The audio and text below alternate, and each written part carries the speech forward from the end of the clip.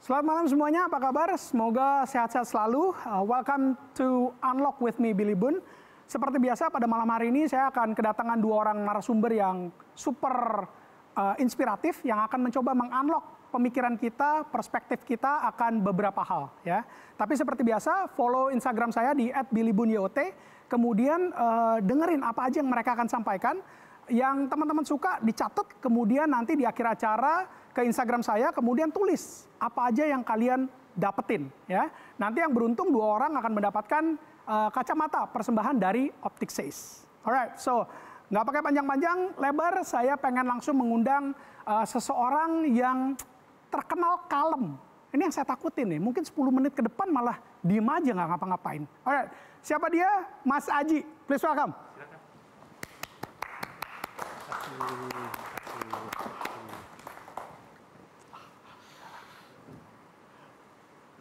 Oke, pondasi penting terkait kesehatan mental adalah kesadaran diri, mindfulness. Seberapa sering tubuh kita di sini, tapi pikiran kita ngelayap ke sana kemari. Seberapa sering kita terus tergesa-gesa menjalani hidup ini, sampai kita seringkali mengabaikan kesehatan mental kita. Seperti kamu yang nonton acara ini, ya tubuh kamu, mata kamu melihat layar TV. Tapi sadarkah kamu seberapa sering tubuhmu mikirin masa lalu dan mikirin masa depan? Kesehatan mental adalah satu hal yang seringkali kita lupakan, seringkali kita abaikan. Dan saya tekankan sekali lagi bahwa pondasi pentingnya ternyata adalah kesadaran diri kita, mindfulness. Bicara soal kesehatan mental, ada satu data penting, satu angka penting yang tahun lalu, tahun 2019, saya baca di satu portal berita online. Ya. Ada satu angka yang mengejutkan saya. Ternyata 90% orang di Indonesia itu tidak bisa mengakses layanan kesehatan mental. 90%. Satu angka yang kita rasa cukup besar ya, jadi lebih dari 50%. Tidak bisa ini ada dua kemungkinan. Yang pertama adalah karena akses layanan kesehatan mental memang tidak akrab dengan kita semua, atau yang kedua adalah karena ketidaksadaran diri betapa pentingnya kesehatan mental. Dan ada data yang berikutnya yang perlu kita ketahui juga bahwa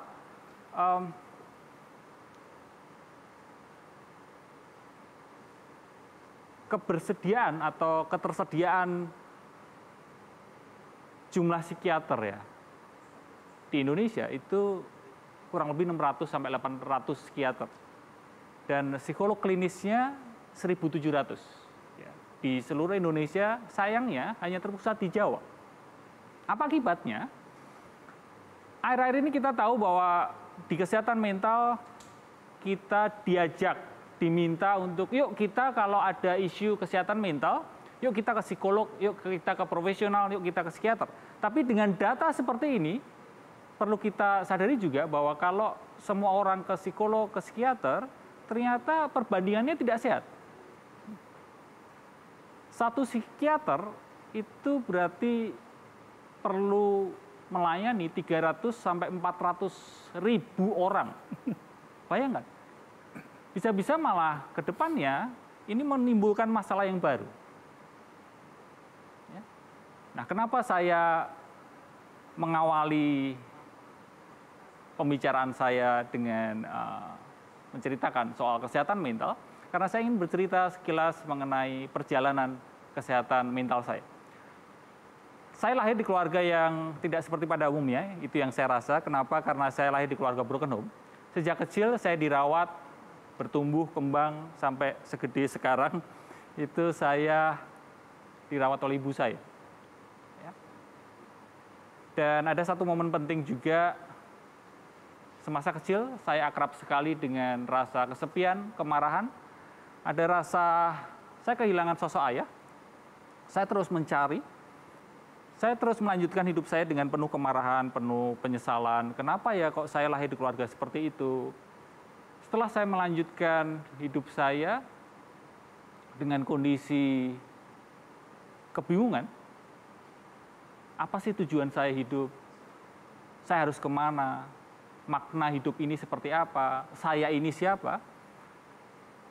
Saya jatuh sakit parah, yaitu tulang belakang saya protes gitu karena stres yang luar biasa. Karena ada desakan antara karir, finansial, dan juga cerita cinta saya, sehingga itu adalah satu kombinasi yang cukup bikin saya capek gitu.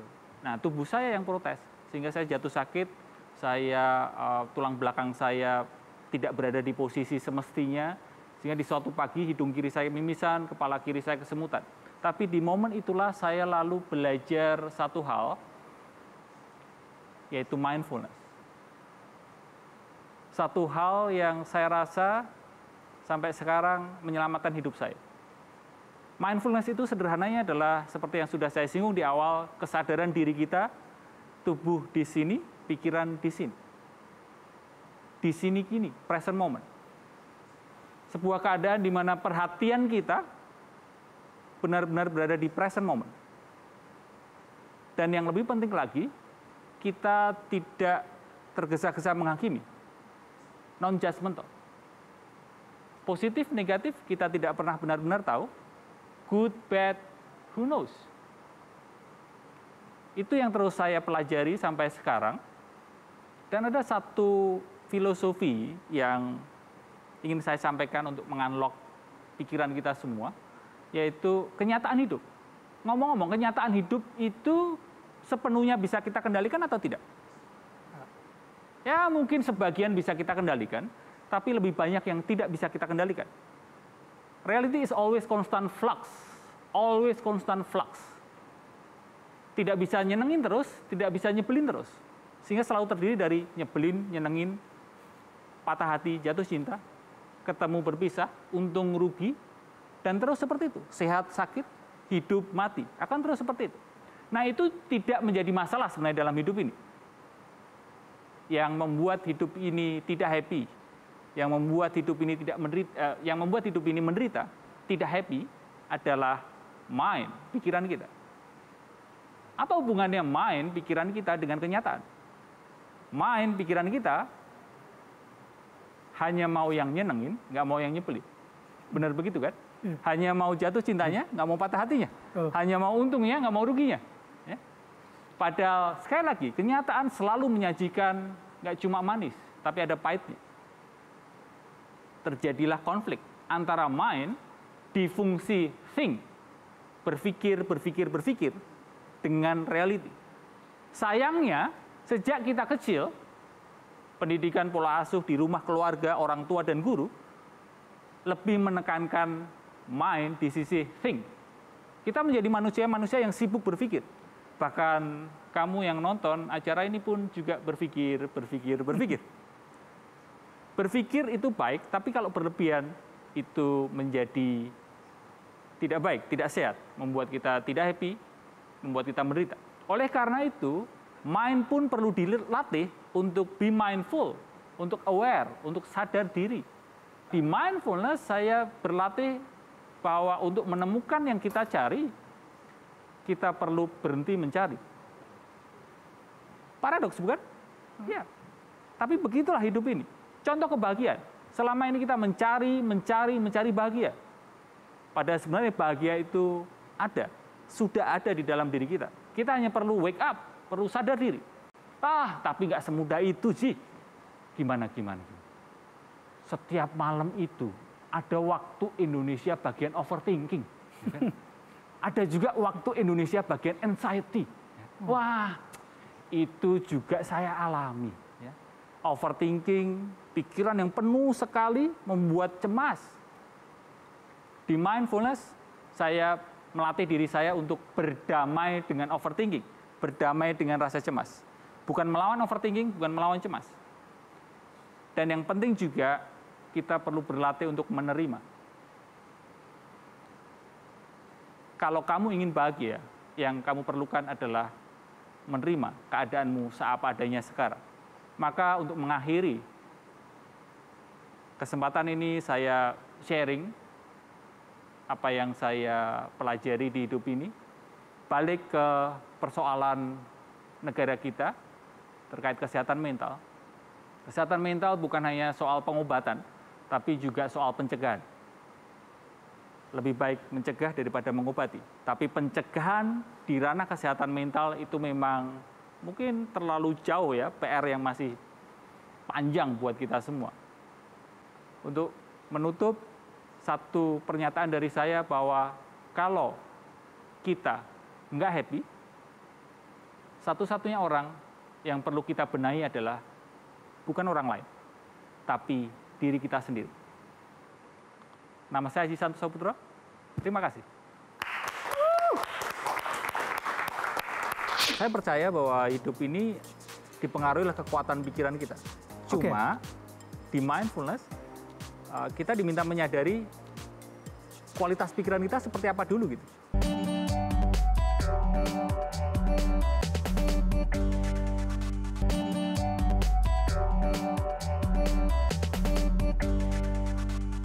Mas Haji, thank you so much. Sama-sama. Ini kayaknya malam ini saya mesti ngomongnya lebih tenang kali ya. Hah? Seharusnya kebawa nih. Dan tadi presentasinya tenang banget soalnya. Meskipun tadi juga masih ada rasa gugupnya juga sih gue. Masa sih? Oke. Tapi gini. Mas Haji kan terkenal nih ya, terkenal mindfulness gitu ya. Kalah terkenal sih sama Billy Boon sih. Enggak, kita lagi ngomongin mindfulness ya. Iya. Nah gitu. Kan apa terkenal mindfulness-nya gitu ya. Nah, itu it's all about being present sekarang gitu kan.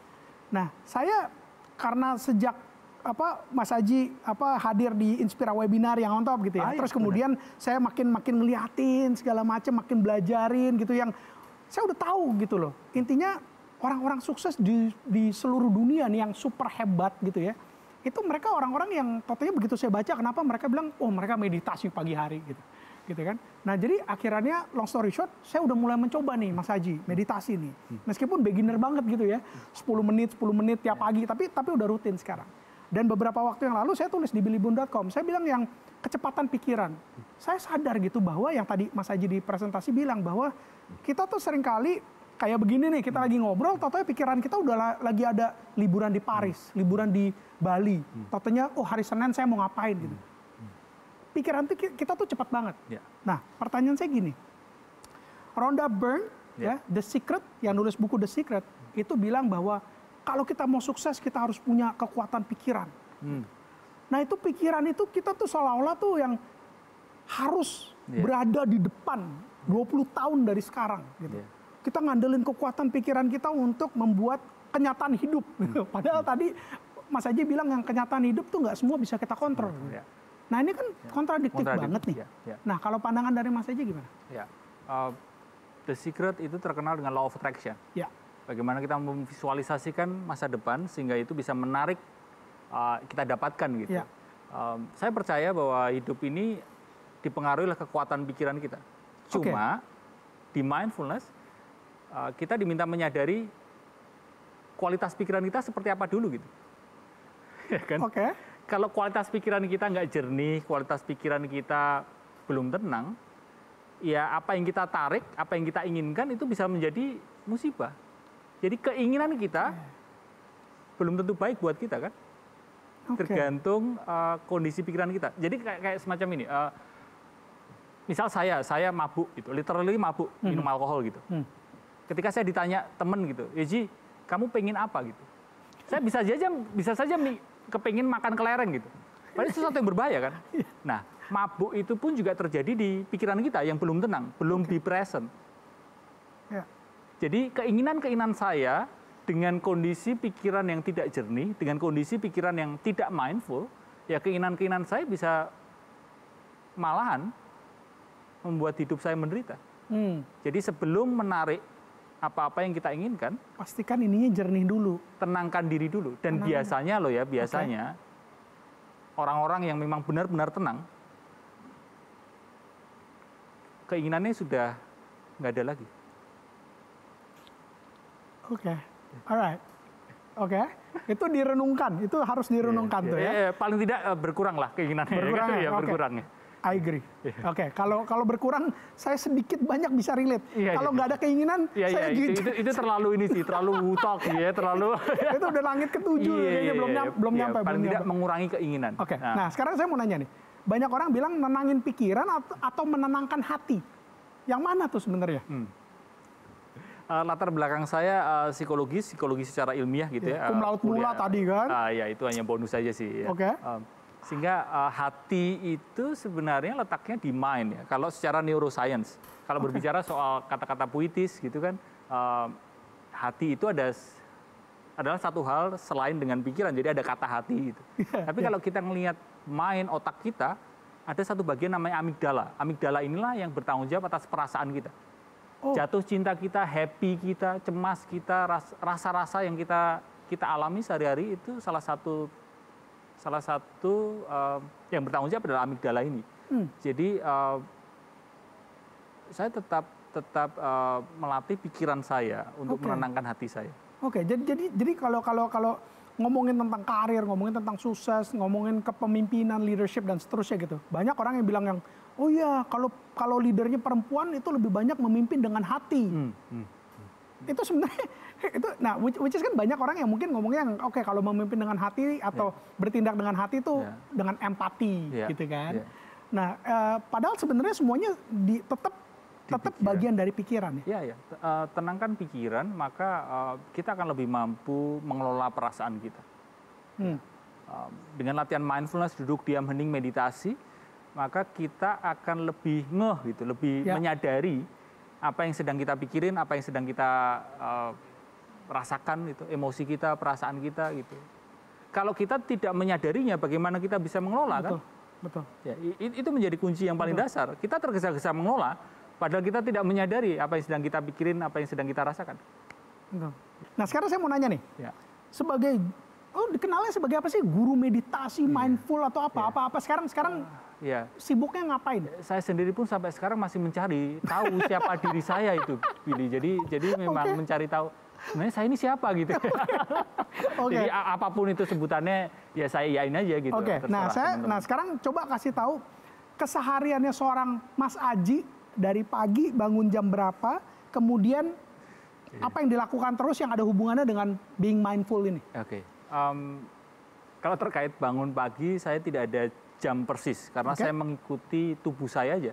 Kalau tubuh saya memang tidur dan minta bangun jam 5, ya bangun jam 5. Jadi nggak pakai alarm-alarman enggak ya? Ya, saya mengikuti kebutuhan tubuh saya. Saya tidak memaksa tubuh saya gitu. Jadi ketika bangun, biasanya terus minum air putih, ya, lalu meditasi dulu. Karena saya percaya sitting practice, mindfulness practice di awal itu menjadi penjaga kegiatan-kegiatan saya, pemilihan keputusan yang saya lakukan sepanjang hari. Jadi meditasi, lalu mandi biasanya. Ya. Jadi ada empat kegiatan penting yang selalu saya lakukan setiap hari. Yang pertama adalah meditasi, sitting practice. Yang kedua adalah exercise tubuh. Karena ini dua hal yang sangat menyehatkan. Tubuh perlu dilatih bergerak, pikiran perlu dilatih diam. Orang sakit biasanya terbalik. Tubuh seringkali diam, pikiran seringkali bergerak. So, perlu antitesanya. Tubuh diajak bergerak, pikiran diajak diam. Lalu dua berikutnya yang terus saya lakukan setiap hari adalah membaca dan menulis.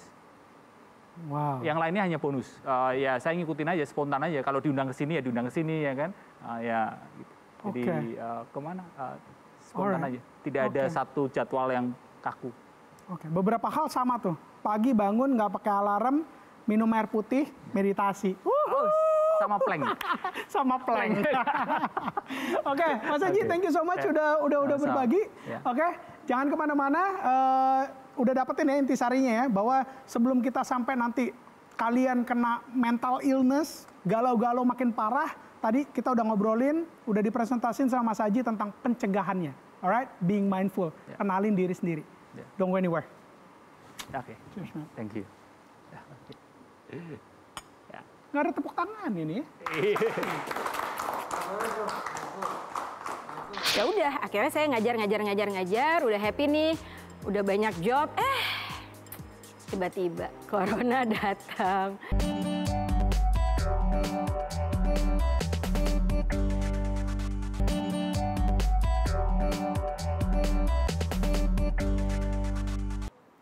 Oke, kita masih di Unlock with me, Billy Boon. Pastikan kalian habis ini ke Instagram saya @billybunyot. Kemudian tulis apa aja yang kalian suka dari apa yang sudah disampaikan oleh Mas Aji dan kemudian narasumber saya berikut ini. Nanti yang beruntung bisa dapetin kacamata persembahan dari Optic Says. Alright, so without any further ado, saya mau memanggil seorang bukan motivator tapi praktisi motivasi, gitu kali ya. Alright, please welcome Riana Ri. Silakan. Thank you, Bill. Iya, bukan motivator. Halo semua, senang sekali hari ini bisa barengan dengan kalian semua dan hari ini mau sharing sesuatu yang kayaknya nyolek banget, mungkin buat kamu dan buat saya. Yaitu adalah hal apa yang bikin kita berhenti. So, what is stopping you? Kenapa sih kita berhenti? Kenapa kita nyerah? Kenapa kita pikir kayak udah capek? Segini-segini aja. Lagi pula juga kayaknya tuh ketinggian. Aduh tuh kayaknya bukan gue lah. Atau ya itu mungkin cuma buat kaum privilege. Sekarang kan lagi heboh ya. Privilege nggak privilege. Jadi mau ngobrolin soal ini hari ini. Semoga by the end of the session ada sesuatu di kamu dan saya yang berubah gitu. Yang berubah apanya ya? Nggak tahu. Cara pikir, mental, hati, pikiran, you decide. Nah, kata-kata ini sering banget ada di kepala kita. Aduh, udah deh, kayaknya nggak bisa, udah ketuaan. Siapa coba? Umurnya berapa sih ngomong bilang ketuaan? Terus ada yang bilang, aduh malu, soalnya yang lain tuh sekolahnya lebih tinggi. Yang itu dari luar negeri sekolahnya. Atau ada lagi bilang, aduh udah telat lah, gue udah kayak gini, udah terlanjur, kerjaannya udah kayak gini. Atau ada lagi juga suka bilang gini, aduh kayaknya tuh anak milenial deh yang bisa kayak gitu, kalau udah sekitar kita tuh gak mungkin, Ri. Gitu. Ada juga yang bilang gak punya waktu, karena ya mungkin ada yang sudah berkeluarga, ada yang udah punya tanggungan macam-macam, ada yang aduh ini skripsi aja gak kelar-kelar. Atau ada lagi yang lebih parah lagi, udah terima nasib aja deh. Dan saya kasih sejuta alasan ditaruh di sini. Gak apa-apa. Di slide pertama ini gratis, boleh ya, silahkan. Kasih segala macam alasan yang kalian punya. Udah nih. Oke, nah sekarang setelah udah punya sekian banyak alasan kenapa kalian berhenti dan kenapa kalian menyerah, saya kasih satu contoh orang ini. Kalian tahu nggak Stanley? Kalau yang suka Marvels pasti tahu dong, aku suka banget Marvels. Nah dia ini baru bisa dapat big break-nya, artinya apa? Artinya dia itu tadinya sebelum dia dapat big break, dia punya banyak banget kesalahan, kegagalan, kefrustrasian, dan masih banyak. Dan dia baru dapat big break-nya itu waktu dia ulang tahun ke-39. Bayangin, dia itu big break-nya gara-gara dia bikin Fantastic Four. Oke, mungkin Hollywood ketinggian, kita coba cari yang lain ya, industri lain. Ini deh, Ray Kroc. Tahu dong McDonald, aduh ya nggak sih, pasti kamu dan saya waktu pertama kali itu ada di Indonesia, wah kita norak banget ya nggak sih gitu. Nggak usah ngomongin norak deh, kemarin aja pas lagi gerainya yang pertama kali tutup, mau kata COVID semua orang foto. Ayo siapa ngaku, walaupun COVID tapi kayaknya tuh wah itu sangat memorable banget. Tapi tahu nggak sih dia itu dulunya cuman sales, jualan mesin milkshake. Baru bisa beli McDonald dan akhirnya jadi besar di usia dia yang 52. Aku mau tanya, siapa yang bilang pengen pensiun dini? Umur 40 pengen gak kerja? Terus dari 40 sampai mati ntar ngapain? Ray Kroc 52. Bayangin, jadi kalau misalnya, kebayang ya Ray Kroc zaman dulu, di pikirannya dia, ya udahlah emang udah nasib gue jadi sales mesin milkshake sampai mati. Dan dia tidak melihat ada opportunity, ini restoran kalau misalnya gue jadiin A, B, C, D, E bakal jadi gede nih. Dan dia akhirnya taken satu faith, satu keberanian untuk beli. Dan akhirnya sekarang jadi besar, kita mungkin nggak akan bisa makan McDonald. Ya nggak sih? Orang yang ketiga ini adalah orang yang sangat saya jadiin contoh banget. Dan dia masih hidup. Namanya Vera Wang. Vera Wang itu desainer, kalau dia nggak tahu ya, dia itu desainer baju pengantin. Ada di mana masa-masa di mana semua wanita satu dunia pengen banget baju pengantinnya itu mereknya Vera Wang. Tapi tahu nggak, dia itu sebelum jadi desainer itu jadi pegawai. Dia pernah kerja di majalah di Vogue, terus dia itu juga pernah kerja di semua rumah mode, dan baru jadi desainer di usia 40. Saya nggak bilang, kadang-kadang orang selalu bilang ya kita harus start early. Begitu udah usia 40 selalu bilangnya aduh udah telat Ri, udah nggak bisa lagi. Hey, Vera Wang 40 dan sekarang dia usianya 70. Dan kalau kamu lihat Instagramnya, aduh keren banget. 70 tahun masih berkarya, masih seru, masih pakai high heel, itu penting. Jadi orang yang habis ini saya akan perkenalkan, orangnya juga masih hidup. Kan kayak kita udah ngobrolin 2 orang yang sudah meninggal. Vera Wang masih hidup dong. Nah habis ini orangnya juga masih hidup. Tapi mungkin dia lebih mirip kamu dan saya. Kenapa? Karena dia ini orang Indonesia, lulusan Indonesia, nggak pernah sekolah di luar negeri, bukan dari keluarga yang gimana-gimana banget. Dia sudah yatim sejak umur 16 tahun, sekolahnya juga cuma D3. Kenapa? Karena harus cepet-cepet kerja, biar cari uang buat keluarga. Ya udah, kayak orang-orang kebanyakan kan. Jadi dia kerja 16 tahun, di usia 35 tahun dia switch industri. Switch industri, bukan di industri yang dia sekolah. Jadi dia dulu sekolahnya di perhotelan, terus begitu switch industri malah ke fashion. Nggak mungkin tuh yang namanya, oh ya kan of course dong dia udah kenal sama orang di fashion. Enggak, karena itu tadi sekolahnya perhotelan, kerja perhotelan, fashion. Umur 35 tahun pas sekolah, pas break bikin fashion. Terus yang serunya lagi dia ini begitu bikin fashion, jualan, terus dia keluarin lagi clothing line yang ada hubungannya dengan olahraga. Nah, pas lagi dia bikin olahraga, dia bingung, dia mikir dong, ini kalau setiap kali bikin event olahraga ya, harus bayar instruktur kan mahal ya nggak sih? Gitu. Jadi setelah dia pikir kenapa nggak dia aja yang jadi instruktur ya? Daripada bayar orang lain, ya udah dia aja jadi instruktur. Siapa orangnya? Saya. Ya, saya jadi instruktur Pound Fit, panggilannya Pound Pro di usia 40 tahun. Terus, ternyata kalau di Pound Fit itu ada yang namanya kan, alatnya namanya ripstick. Ripstick itu susah banget carinya, adanya di Amerika. Jadi kalau saya ada event besar, saya susah. Karena saya harus minjemin ripstick itu banyak banget dan saya nggak punya modalnya.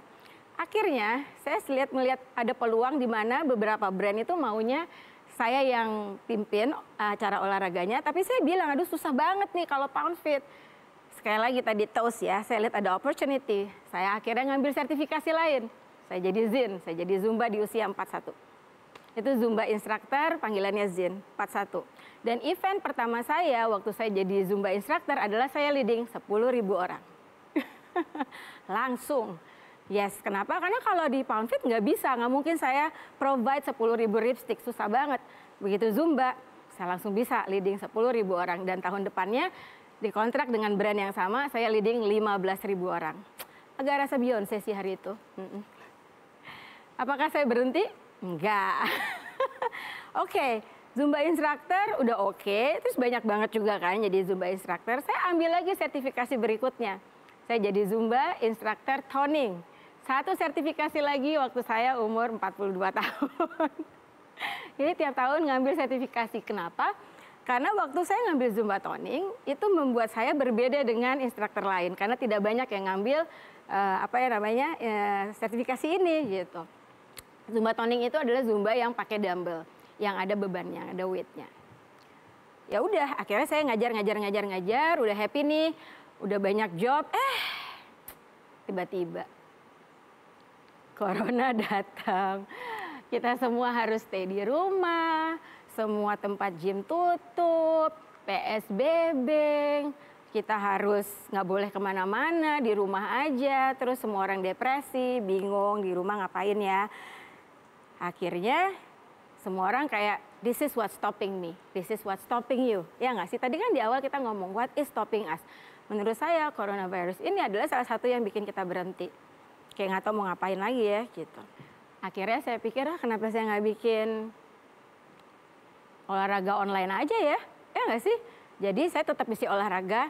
Oh ya, saya itu instruktur kurang ambisius. Jadi kalau nggak ngajar, saya nggak olahraga. Jadi saya perlu ngajar buat bisa olahraga. Nah, jadi akhirnya saya bikin aja yang paling gampang, saya bikin di Instagram. Saya bilang, oke, kalau ada yang perlu olahraga besok, ikutan sama aku aja. Jam segini, tanggal segini, lihat di Instagram aku. Dan ternyata nggak ngerti gimana caranya. Yang ikut ratusan. Dari Sabang sampai Merauke, malah ada yang sampai luar negeri. Nah, di Olga Bareng Riana ini, kita punya geng, namanya geng Gobios. Karena semua peserta itu katanya kalau habis olahraga sama aku tuh gobios, banjir gitu kan, basyah kuyup. Nah, geng Gobios ini, kita kan hanya ketemu di online ya, nggak kenal. Tapi ada satu yang sangat bikin saya sangat terharu kemarin. Jadi gini, setiap tahun saya tuh selalu bikin charity event on my birthday. Dan uangnya saya memang dari tahun lalu dedikasikan untuk Rumah Harapan Indonesia. Tahun ini saya bikin lagi dong kemarin pas lagi saya ulang tahun. Jadi hari itu saya bikin pertama kali event online. Nggak di mall karena saya takut. Kalau bareng-bareng olahraga saya masih tetap nggak mau. Jadi saya bikin eventnya online. Geng Gobios semuanya pada ikutan. And you know what? Hari itu saya mengumpulkan 37 juta rupiah. Dan itu hanya pas eventnya. Setelah event masih ada lagi. Dan begitu akhir hari, begitu kita tutup, kita mengumpulkan 42 juta rupiah. Jadi sekali lagi yang saya mau tanya dengan kalian. Kalau ada yang bilang kalian nggak bisa, kalau ada yang bilang nggak mungkin, kalau ada yang bilang itu ketinggian, kalau ada yang bilang it's not for you, saya mau tanya, who told you? Siapa yang bilang? Who told you yang bilang kalian gak bisa? Who told you yang bilang kalian gak mampu? Who told you? Jadi, instead of what is stopping you, kita ganti yuk. What can I do? Terima kasih. Jadi, kalau misalnya hari ini masih hidup, bisa coba segala macam hal, ya kenapa gue berhenti ya gitu.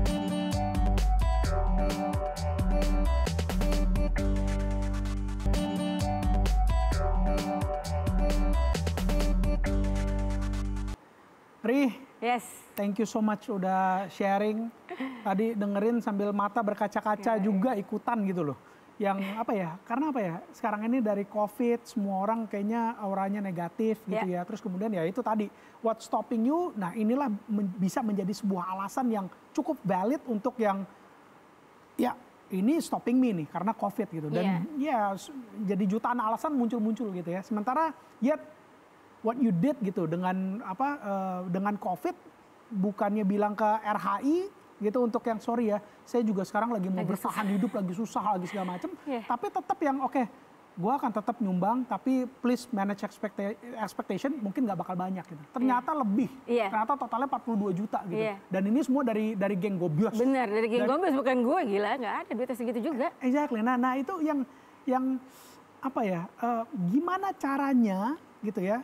Memang tadi udah di share gitu. Banyak orang-orang yang oke nggak give up, kemudian yang bukan berarti kalau kita sekarang umur, mungkin yang nonton kita nih umur 38 gitu-gitu segala macam yang udah ketuaan, udah telat, udah segala macam gitu-gitu.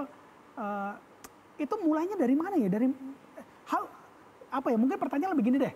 Gimana seorang Riana Ri punya mental yang kayak begitu? Nggak takut untuk memulai. Itu dulu deh. Jadi kayaknya gini. Aku tuh punya satu apa ya namanya ya, kayak satu ritme hidup di mana kalau nggak coba ya nggak tahu gitu. Which is betul. Iya. Jadi ya udah kalau udah dicoba nggak bisa, at least udah tahu kan. Sesimpel itu. Sesimpel itu. Sama aja makanan, baju gitu. Malah ada banyak banget orang-orang yang baju aja dari SMP, SMA, kuliah, kerja, kawin, gaya bajunya nggak pernah beda. Potong rambut dari kecil sampai kawin, potongan rambutnya tetap sama. Nah kayak gitu bagaimana mau berubah tuh? Kan bingung ya. Simple banget, which is kalau potong rambut ya kalau salah potong nanti juga panjang lagi.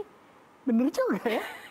Iya. Iya gitu. Jadi sebenarnya gue tuh nggak pernah percaya dengan yang namanya YOLO.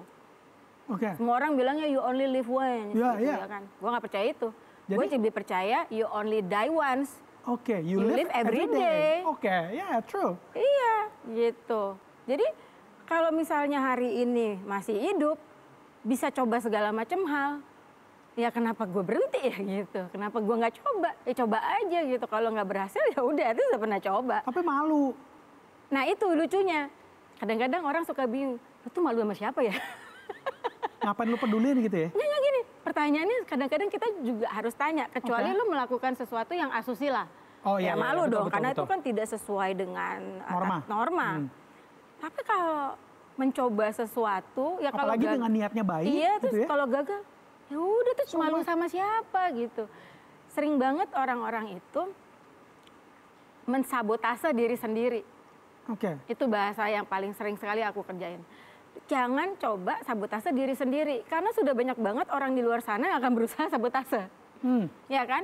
Mungkin juga kadang-kadang ada yang niatnya baik sih. Kadang-kadang kan orang tua suka, udah mimpi jangan tinggi-tinggi nak, ntar kalau misalnya jatuh sakit Ya, gitu kan. betul. Gitu. Ya tapi kalau nggak pernah jatuh kan nggak tahu rasanya sakit. Jadi seorang Riana Ri nggak pernah punya rasa takut gagal tuh nggak ada. Saya tuh gini modelnya. Kalau saya harus terjun dari pesawat, tapi kalau pakai parasut saya akan berani. Gitu aja. Jadi bukan nekat gila gitu, enggak juga, ada perhitungannya Iya, ya? iya. Kalau saya misalnya harus nyemplung ke laut, ya aku tahu aku bisa berenang, ya aku berani gitu. Tapi kalau aku nggak bisa berenang terus lu suruh gue cemplung ke laut, ya aku nggak mau dong. That's exactly dari narsum yang sebelum ini, Oh, oke. Mas Aji ngomongin tentang mindfulness. Benar. Gitu, jadi seringkali yang ngebatasin kita atau yang bikin kita kacau balau hidup kita karena pikiran kita yang udah jutaan hal dipikirin macam-macam padahal it's not even happening gitu loh. Iya, Khawatir, galau segala macam tuh karena semuanya bermulai dari pikiran. iya. Dan manusia hidup pasti punya problem. Orang yang nggak punya problem itu artinya udah mati. Problemnya yang ngurusin orang yang hidup ya nggak sih? Iya, Gitu iya. aja gitu. Jadi kalau misalnya, aduh ntar takut bakal gini, takut. Men, artinya lu udah mati sebelum lu mati. Menurut saya sih gitu. Oke, nah yang mungkin semua yang lagi nonton kita harus tahu juga bahwa when you do this, itu nggak ngecas duit sama sekali. Nggak gratis. Dan kalau gosip-gosipnya dengernya, kabar burungnya ini adalah panggilan, ini adalah pelayanan. Ya. Ini in a way, coba ceritain. Ya jadi ya itu tadi kan kalau misalnya kalau orang yang beriman, cielah. Kan selalu berdoa ya gitu. Kalau dengan keadaan apalagi keadaan kayak sekarang kita cuma punya dua, iman sama hikmat. Ya kan gitu. Percaya bahwa aku yakin Indonesia bakal dijaga Tuhan dan kita akan baik-baik saja. Amin. Makanya saya tidak terlalu suka dengan orang-orang yang ngomong, oh ntar bakal gini. Kenapa sih jorokin dan nyukurin negara sendiri? Menurut saya kasih perkataan bagus itu sama dengan doa buat negara sendiri. Ya dong. Gitu. Yes. Jadi saya selalu percaya itu gitu. Nah yang kedua adalah what can I do tadi gitu. Kalau misalnya aku pengen nyumbang uang, ya nggak punya banyak juga. Mau nyumbang tenaga jadi garda depan, aku bukan orang medis, jadi nggak bisa bantuin yang sakit. Terus aku bisa ngapain dong gitu? Ya udah, di situ aku pikirannya adalah ya udahlah, kayaknya bisa bantuin orang yang sehat, tetap sehat. Gimana caranya? Ya salah satunya pakai olahraga. Jadi mereka nggak menu-menuhin rumah sakit, udah segitu gampangnya. Gitu, makanya dari awal dibikin di Instagram Live adalah karena itu free access buat semua orang. Selama kamu punya internet, ya udah olahraga bareng yuk di rumah gitu. Dan lucunya akhirnya yang satu olahraga terus dia ngajak teman yang lain, ngetek teman yang lain, ngajak mertua, ngajak anak, wah seru gitu. Jadi akhirnya ya itu tadi tujuannya kan biar kita sehat bareng-bareng ya, jangan aku doang sehat sendiri, ya kamu yang nonton juga ikutan sehat. Dan ternyata ya itu segitu gampangnya. Jadi balik lagi kalau misalnya di awal pikirannya kalau aku bikin IG live kira-kira berapa yang nonton ya gitu, ya nggak akan kejadian Bill. Gitu. Jadi sekali lagi aku selalu pikir wah can I do ya gitu. Jadi kalau orang bilang wah keren banget Ri, Enggak sih, I think semua orang bisa ngerjain apa yang aku kerjain ini. This is not so difficult gitu. Kamu bisa masak, ya udah masak aja. Ayo ibu-ibu hari ini aku pengen masak ya, resepnya gini. Mungkin ada yang nonton. Yang tadinya nggak bisa masak di rumah, oh ternyata gampang ya. Jadi masak deh gitu. Jadi nggak usah, gimana ya, kadang-kadang tuh orang Nggak usah kayak, banyak alasan, nggak usah ribetin di awal gitu iya ya. gitu, kayak first step pertama ya kerjain dulu aja gitu. Aku selalu percaya, selalu mulai dengan apa yang kamu suka dan apa yang kamu mahir. Kalau kamu suka tapi nggak mahir, biasanya perlu modal. Okay. Nah kalau perlu modal, ya itu kadang-kadang di situ berhenti tuh ya nggak sih, aduh sayang duitnya, terus nggak ada waktunya, bla bla bla bla. Gitu. Simple aja Bill. Simple aja ya. Alright, Riana, thank you so much udah Thank you berbagi. banget. God bless you dengan semua yang dilakuin. Yes. Jadi what can we do Yes, ya saat ini ya? yes, Nggak ada yang boleh stopping kita semua Nggak ya. bisa, karena life goes on, man. Masih bisa hidup, besok masih bisa ada di dunia ini, ya let's do something about it, ya nggak sih? Oke, that's it perbincangan saya dengan Riana. Semoga menginspirasi, yang tadi juga dengan Mas Aji. Sekarang langsung ke Instagram saya, @billybunyot. Kemudian tulis apa aja yang kalian dapetin dari kedua narasumber pada malam hari ini. Dan dapetin 2 buah kacamata persembahan dari Optic Says. Alright, so until next month, be inspired. I'll see you on top.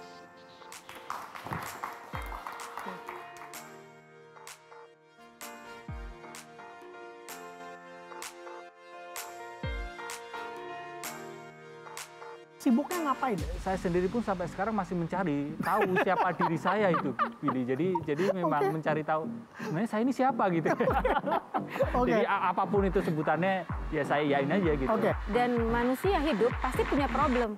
Orang yang nggak punya problem itu artinya udah mati. Problemnya yang ngurusin orang yang hidup, ya nggak sih? Gitu aja gitu. Jadi seorang Riana Ri nggak pernah.